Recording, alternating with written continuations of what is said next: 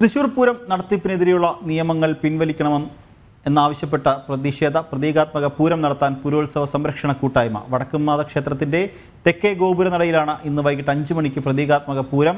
ഇവരുമായി ആനന്ദ് പുതൂർ ചേരുന്നുണ്ട്. ആനന്ദ്, പ്രതീകാത്മക പൂരം നടത്തുകയാണ്. പൂരം കലക്കലുമായി ബന്ധപ്പെട്ട് പിന്നീട് ഇങ്ങോട്ട് വന്ന കുറേയേറെ വിവാദങ്ങൾ. ഇപ്പോൾ പൂരത്തിൻ്റെ നടത്തിപ്പിനെതിരെയുള്ള നിയമങ്ങൾ പിൻവലിക്കണം എന്നാണ് ഈ ഒരു പ്രതിഷേധവുമായി ബന്ധപ്പെട്ട പുരോത്സവ സംരക്ഷണ കൂട്ടായ്മ ആവശ്യപ്പെടുന്നത്. എന്തായാലും പ്രതീകാത്മക പൂരം വൈകുന്നേരം 5 മണിക്ക് നടക്കും എന്നാണ് അറിയാൻ സാധിക്കുന്നത്. എന്തൊക്കെയാണ് ആനന്ദ് കൂടുതൽ വിവരങ്ങൾ?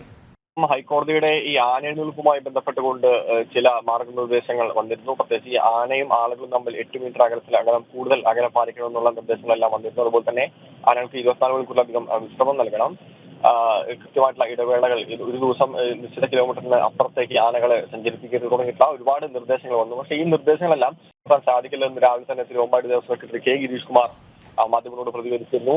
ഇത്തരം നിർദ്ദേശങ്ങൾ പാലിക്കുകയാണെങ്കിൽ പൂരം പാടത്ത് വെച്ച് നടത്തേണ്ടി വരുമെന്നും അദ്ദേഹം പറഞ്ഞിരുന്നു. അപ്പോൾ ഈ അമിക്കസ് ക്യൂറിയുടെ റിപ്പോർട്ട് അതേപടി എടുക്കാതെ ദേവസ്വങ്ങളുടെ അഭിപ്രായത്തെ കൃത്യമായി മാനിച്ചില്ലെന്നുള്ള ഒരു ആക്ഷേപവും ഇതുമായി ബന്ധപ്പെട്ടുകൊണ്ട് തന്നെ ദേവസ്വങ്ങൾ വ്യക്തമാക്കിയിരുന്നു. ഈ ഒരു പശ്ചാത്തലത്തിലാണ് ഇപ്പോൾ പൂരം സംരക്ഷണ കൂട്ടായ്മ, അതായത് ഈ പൂരപ്രേമി സംഘമടക്കമുള്ള ആളുകളും വിവിധ തലങ്ങളിലുള്ള, അതായത് ആന ഉടമകളും അടക്കമുള്ള ആളുകളാണ് ഇപ്പോൾ ഈ പൂര നടത്തിപ്പിനെതിരെ നിയമങ്ങൾ പിൻവലിക്കണമെന്ന് ആവശ്യപ്പെട്ടുകൊണ്ട് പൂരോത്സവ സംരക്ഷണ കൂട്ടായ്മയുടെ നേതൃത്വത്തിൽ ഇന്ന് പ്രതീകാത്മക പൂരം തെക്കേ ഗോപുരനടയിൽ നടത്താൻ വേണ്ടി തീരുമാനിച്ചിരിക്കുന്നത്. വൈകിട്ട് 5 മണിക്കാണ് ഈ ഒരു പരിപാടി നടക്കുന്നത്. പൈതൃകം നിലനിർത്താനുള്ള പോരാട്ടത്തിൽ പങ്കാളികളാവണമെന്നാണ് പൂരപ്രേമി സംഘം പൊതുജനങ്ങളോട് അഭ്യർത്ഥിച്ചിരിക്കുന്നത്. എന്തായാലും 5 മണിയോട് കൂടി തന്നെ ഈ ഒരു പ്രതിഷേധ പരിപാടി, ഈ പ്രതീകാത്മക പൂരം അവിടെ നടക്കും.